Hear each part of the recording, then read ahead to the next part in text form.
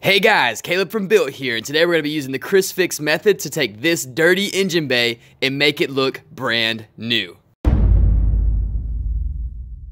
So first we have to prepare the engine to be cleaned, then we're going to dry clean it, wet clean it, then we're going to dry the engine off and detail it as the final step. So the first thing I'm going to do to prepare this engine to be clean is I'm going to remove my air intake because it's easy to take off, as well as my coolant reservoir, and I'm going to make sure my battery is disconnected so this thing has no electricity running through it at all.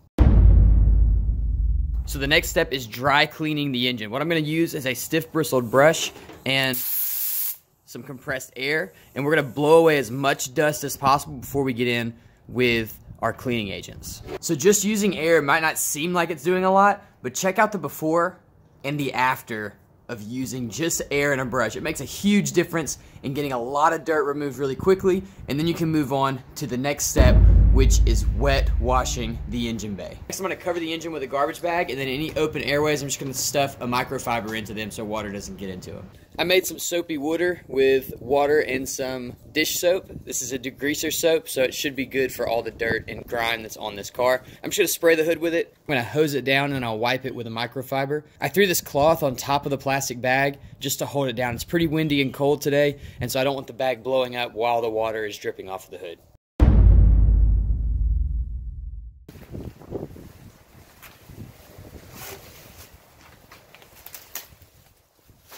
I'm going to use this Dremel tool with a wire wheel brush to clean up my intake.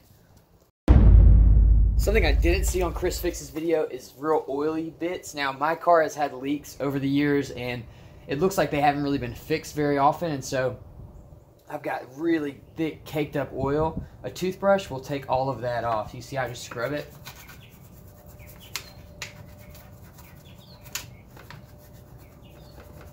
And that'll take it right off, and then some water will rinse it away.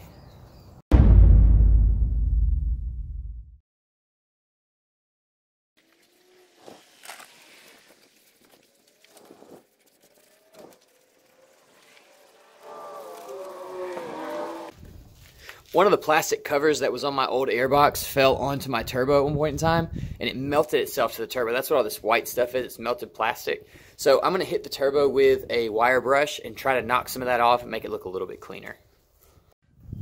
So I just used some Goo Gone on the power steering pump, and it cut through the grease really quickly. I'm going to go back and try it down here on some of these pieces where I really had some grease caked up and see if it works a little bit better than just the soap and water. I'm going to finish cleaning up my power steering pump, and then I'll go down there and clean off the grease at the bottom of the motor.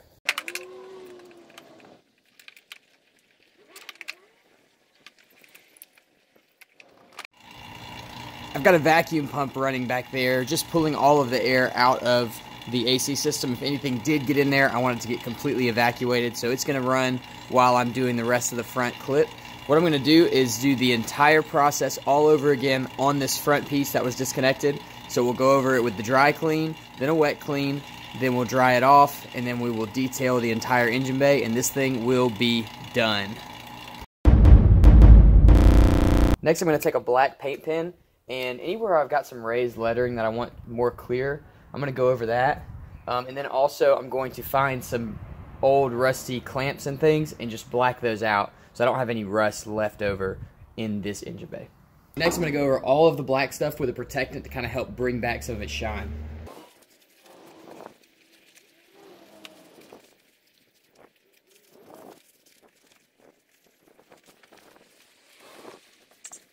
Alright guys, that is it. That is how you super clean an engine bay just like Chris Fix. If you haven't seen his video yet, I'm going to link it in the description. It's definitely worth watching. It is a really great video.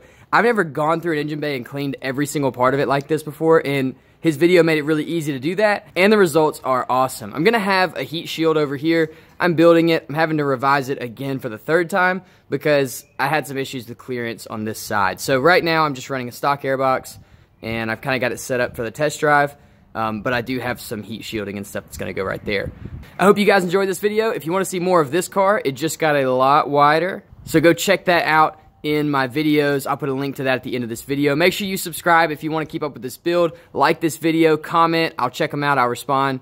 You guys are awesome. Lots of pointing, lots of thumbs up. See you soon.